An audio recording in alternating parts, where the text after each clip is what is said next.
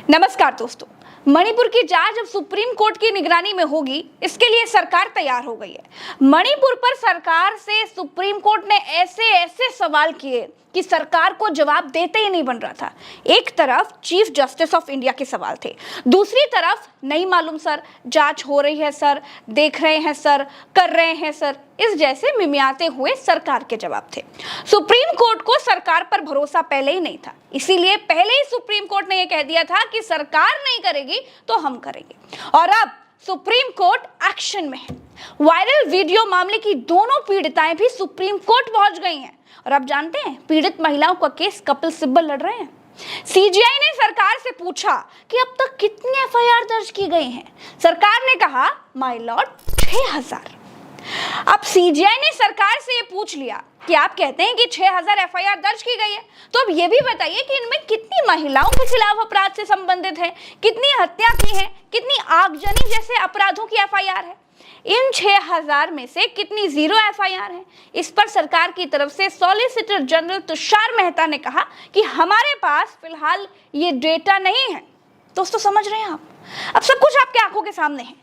जिस सरकार को अपने वोटर्स के आंकड़े मालूम है, जिस भारतीय जनता पार्टी की सरकार को अपने बूथ कार्यकर्ताओं की पूरी जानकारी है, जिस भारतीय जनता पार्टी को यह मालूम है कि उसे कितने हिंदुओं ने वोट दिया, कितने मुसलमानों ने वोट दिया, जिस भारतीय जनता पार्टी को यह मालूम है कि उसे कितनी महिलाओं ने वोट दिया, कितने पुरुषों ने वोट दिया, उस भारतीय जनता पार्टी की सरकार को डबल इंजन के बावजूद ये नहीं मालूम कि मणिपुर मामले में दर्ज हुई 6000 एफआईआर में कितनी महिलाओं के खिलाफ अपराध की है, कितनी हत्या की है, कितनी आगजनी की है, कितनी जीरो एफआईआर है। देश को विश्वगुरु बनाने जा रही सरकार का पूरा सिस्टम मणिपुर के मामले में कोलैप्स कर गया है। अंदाजा लगाइए 6000 एफआईआर किस चीज की दर्ज कराई गई है।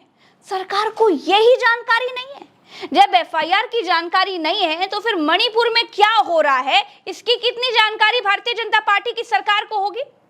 मणिपुर को लावारिस छोड़ दिया गया है। कौन लोग किस परेशानी के लिए एफआईआर दर्ज करा रहे हैं इसकी कोई जानकारी नहीं है, बस संख्या है केवल कि भैया 6000 एफआईआर दर्ज कर ली गई हैं।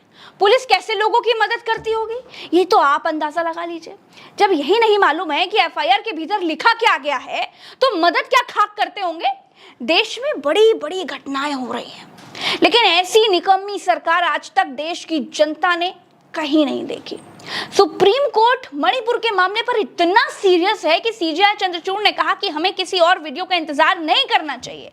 सरकारी हलफनामे से पता चलता है कि यौन उत्पीड़न के कई दूसरे मामले हैं। हमें दूसरी महिलाओं के खिलाफ हिंसा से निपटने के लिए भी एक तंत्र स्थापित करना होगा। केवल इन 3 महिलाओं की बात नहीं है, हर पीड़ित महिला को मदद पहुंचानी होगी। ये बात कोर्ट में कही गई। दोस्तों अब आपको मामला भी समझना चाहिए। देखिए 3 मई का वीडियो जब 19 जुलाई को वायरल हुआ, फिर 20 जुलाई को जैसे ही कोर्ट खुला सुबह 10 बजे ही chief justice of India Chandrachud ने सरकार को लताड़ते हुए कहा कि अगर सरकार मणिपुर पर कुछ नहीं करेगी तो हम कार्रवाई करेंगे। उसके बाद नरेंद्र मोदी जी ने कहा कि उनका हृदय पीड़ा से भरा हुआ है। उसके बाद मणिपुर की जांच सीबीआई को दे दी गई। सीबीआई क्या है, कौन है, किसके इशारे पर काम करती है, ये सबको मालूम है। क्या सीबीआई जांच करके ये बताएगी कि मणिपुर की बीजेपी सरकार का मुख्यमंत्री फेल साबित हुआ है? क्या बीजेपी सरकार की नाकामी सामने आ पाएगी? ऐसे किसी को नहीं लगता, सुप्रीम कोर्ट को भी नहीं लगता होगा। इसीलिए सुप्रीम कोर्ट सीबीआई की जांच की निगरानी करे, इसके लिए सरकार आखिरकार अब तैयार हो गई है। दोस्तों गोदी मीडिया पर खुद को दुनिया का दादा बताने वाली सरकार मणिपुर पर किस तरह से फेल हुई ये इतिहास में लिखा जाएगा। इतिहास ये याद रखेगा कि डबल इंजन के नाम पर किस तरह से जनता को बेवकूफ बनाया गया। जिस सरकार को ये नहीं मालूम कि एफआईआर किस बात की दर्ज की गई है उसे जनता का हाल कितना मालूम होगा। इसके बारे में ना ये सोचकर देखेंगे ना तो हिल जाएंगे। अंधेर नगरी में भी राजा अपनी जनता का भविष्य इतना चौपट नहीं करता जितना अमृतकाल के राजा ने चौपट कर दिया है। दोस्तों अभी के लिए इस वीडियो में इतना ही। चलते हैं। राम राम, दुआ सलाम, जय हिंद। चैनल को सब्सक्राइब करना मत भूलिएगा, खुद भी करिएगा, दूसरों से भी कराइएगा, क्योंकि आप सच का साथ देंगे तो सच और बलशाली होगा। और आपको फेसबुक पर फॉलो किए बिना नहीं जाना है। जय हिंद, जय भारत।